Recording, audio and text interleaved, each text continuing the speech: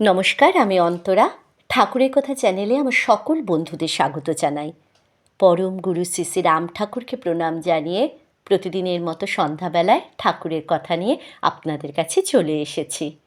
সকল বড়দেরকে প্রণাম জানাই। আজ শ্রীগুরু শ্রী শ্রী রাম ঠাকুরের গ্রন্থ থেকে আরেকটি গল্প ঘটনা আপনাদের বলবো, সঙ্গে থাকবেন। শুরু করছি আজকের কথা। ঠাকুর একবার ঢাকাতে গুরুভ্রাতা অধ্যাপক প্রতুলচন্দ্র সেনের বাড়িতে আছেন এই সংবাদ পেয়ে রোহিণীবাবু শ্রীচরণ দর্শনার্থে সেখানে উপস্থিত হলেন।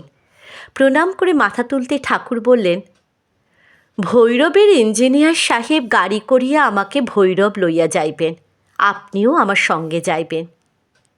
রোহিণীবাবু শুনে খুব আনন্দিত হলেন। প্রতুলবাবুর বাড়িতে আছেন। ঘরের মধ্যে এত ভিড় যে প্রবেশ করা খুবই কঠিন। যাহারা একবার ভেতরে প্রবেশ করছেন আর তাহারা বাহিরে আসতে চান না।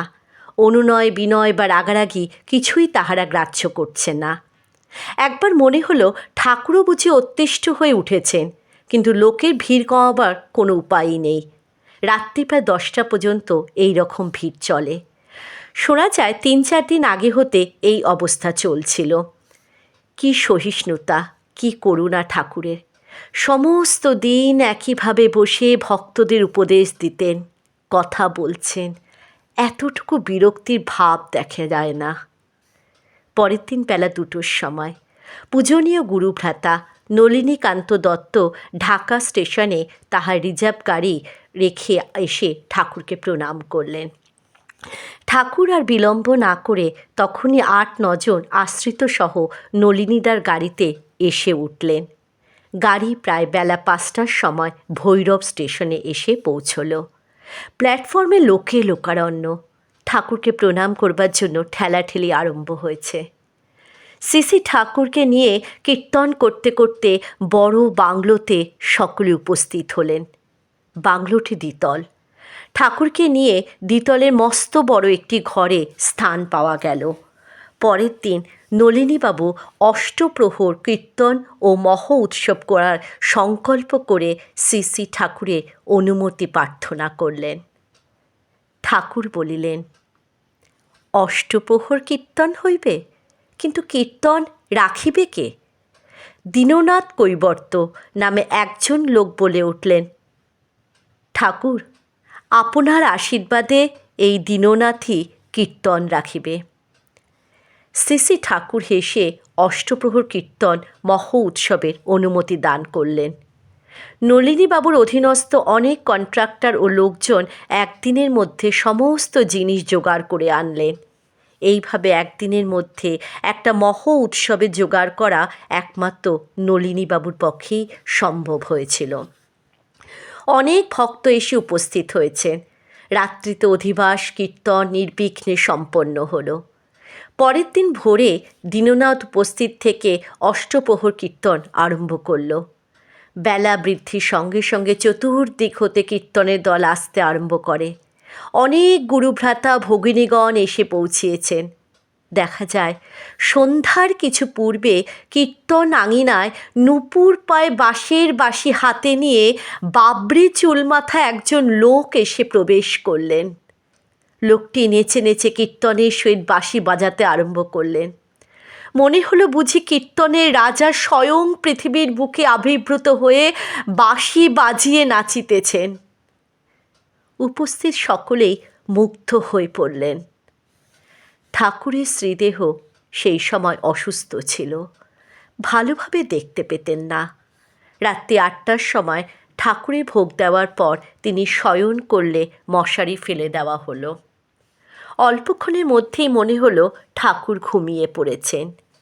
ঘর অন্ধকার করে দেওয়া হলো এবং তথায় একজন অল্প বয়স্ক গুরুভ্রাতা শ্রীমান ধীরেন্দ্র মোহন চক্রবর্তীকে বসিয়ে রাখা হলো, কারণ ঠাকুর উঠে বাথরুম যাওয়ার সময় সাহায্য করার জন্য একজন লোকের দরকার।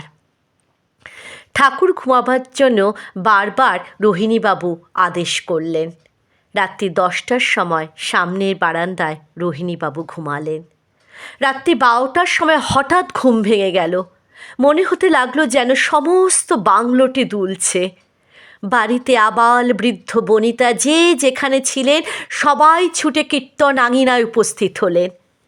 কীর্তন আঙিনায় গিয়ে মনে হলো যেন পৃথিবীর বাহিরে কোথাও তেনিরা এসেছেন। এই যেন শুধু আনন্দে ভরা এক সুন্দর ভুবন। কীর্তনিয়া ও খোল বাদকগণ চারি সারি বিভক্ত হয়ে নাচিতেছেন।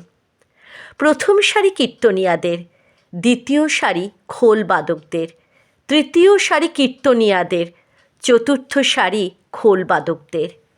কীর্তনিয়ারা নাচতে নাচতে যেদিক যাইছেন খোল বাদকগণ তাহার ঠিক বিপরীত দিকে যাচ্ছেন।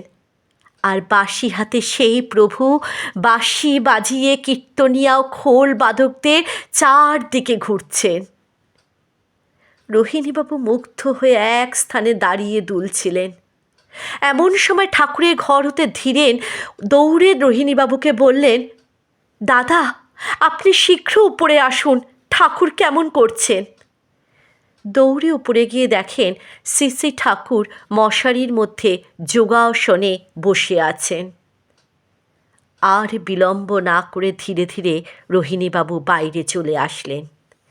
কি হয়েছে জানতে চাইতে ধীরেনবাবু বললেন, ঠাকুর মশারির মধ্যে উঠে বসলেন এবং কিয়ৎক্ষণ পরে একটি পাশ বালিশ কোলে করে দুই হাতে দুই দিকে খোলের মতো বাজাইতে লাগিলেন। পরে হঠাৎ উঠে খাট হতে নেমে দৌড়ে দরজার নিকট আসলে আমি তাড়াতাড়ি ঠাকুরকে ধরে ফেলে বললাম, বাথরুম এই দিকে নয় ঠাকুর। আমার এই কথা শুনে ঠাকুর শুধু বললেন, ও। তারপর আবার মশারির মধ্যে প্রবেশ করলেন। ভয় পেয়ে আপনাকে ডাকিয়াছি। শ্রী শ্রী ঠাকুরকে সেই রাত্রিতে রোহিণীবাবু কোনো কথা জিজ্ঞাসা করতে সাহস পেলেন না। রাত্রিতে আর তিনি ঘুমোতে পারেননি। কীর্তন আমোদে বিভোর হয়ে রইলেন। এমন ধারা একইভাবে একই সুরে কীর্তন শোনা যায় না। জয় রাম, জয় গোবিন্দ।